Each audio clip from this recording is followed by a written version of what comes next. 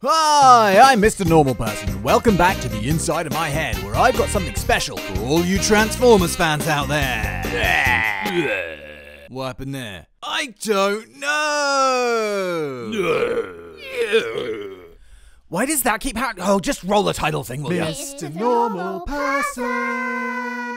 So if you've watched War for Cybertron Earthrise, you'll know that there's quite a few elements from BeastWars in it. We don't know exactly what's going on, we don't know the hows and whys of anything, and we probably won't know until the third part of War for Cybertron, Kingdom, comes out either later this year or early next year. But while we're waiting for that, I thought it would be a good idea to revisit all 3 seasons of Beast Wars to find out if there's any little nuggets of information or any crossovers to speak of. So when Kingdom comes out, if you don't want to be the guy who doesn't get the references and has to keep annoying their friends with questions like, oh, who's that character again? Oh, when did that happen? Oh, why doesn't he like him again? Then this is the video for you. So make sure you watch it all the way to the end and shove a like on it already, won't you? Many thank yous. Let me take you back, if you will, all the way to the year 1996. Pixar had animated their lamp and some other toys, I think. A little show set inside a computer had captured my imagination, and fully CG TV series was starting to pop up everywhere. I was a huge Transformers fan, but hadn't seen anything Transformers since the original series, finished in '87 or thereabouts. Then this landed.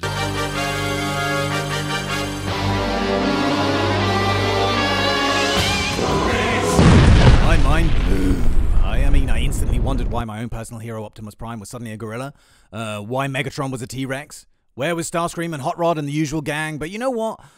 We were in no position to be fussy. It was different, but I quickly embraced it. So I'm going to recap all 26 eps of the first season and give you some of my thoughts right on the back of it.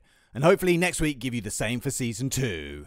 So it all starts with an Autobot ship and a Decepticon ship appearing out of a space portal in mid-battle, shooting the crap out of each other and crash landing on a primitive Earth-like planet. We're never sure if it actually is Earth though, although it does feature lots of familiar species. The Energon levels are way too high for them to be walking around in robot mode, so they scan some local wildlife so they can turn into a beast mode and shield themselves from frying their beans. Prime turns into a gorilla, Rat Trap a rat, Rhinox a rhino, and Cheetor a cheetah, which begs the question, what were their names before choosing their beast forms? I mean, obviously Rat Trap wasn't called Rat Trap when he was back on Cybertron transforming into a car. Did they just forget about their old names? I need explanations! Anyway, it's mentioned at this stage that the Maximals and the Predacons have been at peace for centuries, until these sneaky fuckers stole a gold disc, which apparently is a map to a huge energy source somewhere, and the Maximals gave chase. Predacon Dinobot, who's kind of a less weaselly version of Starscream, turns coat and joins the Maximals in an uneasy alliance. So the factions start squabbling over the Energon and discover a Stonehenge-like standing stone formation, and when the Maximals go digging around it sends out a signal into space. To who? Don't know, but sometime later a giant walnut appears out of a space portal and Optimus Prime will get sucked into it. Presumed dead, the Maximals squabble over who should be leader, and the Predacons, sensing weakness, attack. Eventually the probe opens up and Optimus comes back out and now is a super badass and blasts everyone in one of my favorite moments in the series. Look who's back and feeling prime. The probe disappears right in front of their eyes and everyone's left scratching their head like, whoa, where Walnut go, bro? Then a couple stasis capsules come down and gives us Tigatron and Black Arachnia, and then the two of them kind of disappear from the next few eps. I don't know. And in another standout moment from Season 1, Optimus gets a bug parasite mine attached to his chest, which instead of turning him into a skulking coward like the Predacons intended, turns him rather angry. I'll blow your slacking heads off! He goes berserker and pins Tarantulas to the wall with his own harpoon. He smashes Waspinator through a wall before ripping the mind-altering mine off of his chest and shoving it up Megatron's ass. Well, attaching it to his back anyway, but that's another one of my favorite eps. In the next episode, the Maximals detect a Cybertronian probe passing overhead, so obviously someone back home is looking for them, so whoopee! There's a nice moment where Dinobot, who's probably my favourite character in the show, shows that he's reluctant to go home. He's etched out a little notch for himself on this planet, which gives him purpose, whereas back on Cybertron he'd just be the turncoat Predacon. So the Maximals have to set up a signal to make sure the probe detects them before it flies over. But the Decepticons attack, trying to make sure they don't contact the probe, and the Preds zap Rhinox just as he's about to activate it. So the probe sails unknowingly overhead. Another awesome moment. Then the Predacons accidentally blow themselves up to death, and with their rivals gone, the Maximals set about getting the stasis pods down from orbit and getting back to Cybertron. Dinobot says he's not going with them and leaves. And then, of course, it all turns out that it's just all a con. Forgive the pun. And the Preds aren't dead after all. This time, the Maximals are able to get their ship off the ground at least, but Optimus gets left behind. Wait, didn't he have a jetpack? Megatron manages to infiltrate the Maximals' ship and tries to commandeer it, but is quite easily ejected by Rhinox, but not before the engine fails and the ship crashes down, and we get this weird moment. Is it a bird? Maybe a plane. It's Optimus! And I know this series does have moments of humor, but that just broke the fourth wall for me. So their ship is totally wrecked now and it will never fly again, apparently. Then the next two episodes are really kind of weak, where the Predacons trap Rhinox and try to convert him to the dark side. But evil Rhinox turns out to be too big of a pain in Megatron's ass, so Megatron zaps him back to being a Maximal. And then the next plan in the next episode is for Megatron to make a clone of Dinobot, who is supposedly supposed to infiltrate the Maximals and confuse them with ill-thought-out and badly prepared lies. The Predacons! They're mounting a full-scale assault! Lies. If you don't stop them now, they'll overrun the base! Lies. Where's these Predacons? Don't do it. Don't you dare. You'd better tell the truth. Right over that ridge. What the fuck is the matter with you? Stop it! Thing is, his plan actually works kind of well until the real Dinobot catches up with his clone and kicks his ass, and I have to admit that these eps are really quite weak. Quite weak indeed. And if you're wondering what happened to the clone, well, he was such a handsome creature. And quite tasty. Okay, where to start with this? So he ate the clone, which is robot cannibalism, I guess. And then he picked the remains out of his teeth and flicks it in Optimus's face. Let's just see that again real quick. And don't you love that little sound effect? I didn't add that. Dear me. Again, if anything, I guess that this is just a little reminder that this show is also trying to cater for the younger audience, like, you know, the tots, who might find this kind of funny. Then another stasis pod gets knocked planetward, which gives us another meh character in Air Razor, and she literally blasts Pterosaur to pieces. Air superiority. Then they find a floating mountain of some kind, which is covered in these alien markings and booby traps, and this tower that can pew-pew, and apparently this weapon would help the Predacons win the BeastWars, so the battle is on. Tigertron suddenly adopts Buddhism and starts sprouting off about how his soul is that of a real tiger. My soul is that of a tiger. Yeah, I just said that you said that. I at last feel myself at peace. Hey, wait, look, just let me do the narration, will you? My soul is that of a tiger. Will you please shut up about inner peace, you pretentious fuck? You don't have a soul, you're a robot! God, these yoga types, they just talk all over you. Like they're the only ones with anything important to say. Da, da, da, da. But of course, the Predacons and Black Arachnia get control of this tower thing and blast everyone and then pilots the whole island over to the Maximal ship to destroy it. So Tigertron has to get to the core of the tower and blows it up, destroying his spiritual paradise. Da, da, da, da. The tower then fires a blue pulse beam thing to a second tower on the planet's second moon, which in turn... well, I don't know, you tell me. Who the signal was to, we don't know. And that's what I love about BeastWars, in fact. These little mysteries that pop up. Who built the standing stones? Where did the walnut come from? Etc. Tarantulas and Black Arachnia team up to steal a protoform from a stasis pod. To start a spider army, I guess, I don't know. But they get there too late and the pod has already chosen a beast form. And that gives us this lunatic. And I shit you not, this guy is batshit crazy. He's a fire ant and literally loves flame-throwing everything. You know, fire ant, get it? He's got a rocket in his ass that lets him fly. He keeps calling Megatron my queen. Yes, my queen.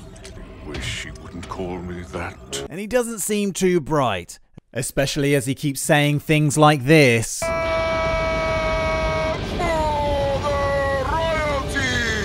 And this. And especially as he got his head literally blown off in his first episode. Like, who wrote this guy? I mean, if he was a real person, he'd be the guy sitting at the bus stop with a paper bag in his hand, covering a bottle, yelling swear words at pigeons. The Predacons steal the part of the Maximum ship that shields them from excess energon, so they have to stay in beast mode, like, always. And first they start having weird dreams that they are actually animals living in the wild, then they start behaving like it. So the Predacons decide to attack, and check this out, they've kind of gone primitive too. Look, they've built Megatron a throne out of cut down trees, and Black Arachnia starts beating her war drum, and why transforming sentient robots would do this, I have no clue. But, you know, maybe I'm overanalyzing. Turns out Air Razor can do this! It's pretty awesome, actually. And Tigatron turns into a fucking yoga teacher again and helps the Maximals look inside themselves and find themselves.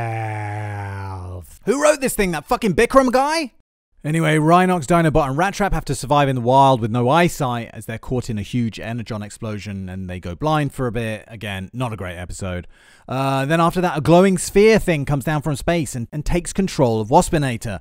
Turns out that it's the spirit of Starscream, who's been floating around in space since being blasted to bits by Galvatron. With his help, the Preds manage to take over the Maximal base, and then he gets the Maximals to attack the Predacons for him, but the plan doesn't really amount to anything, and it's hasta la vista Starscream.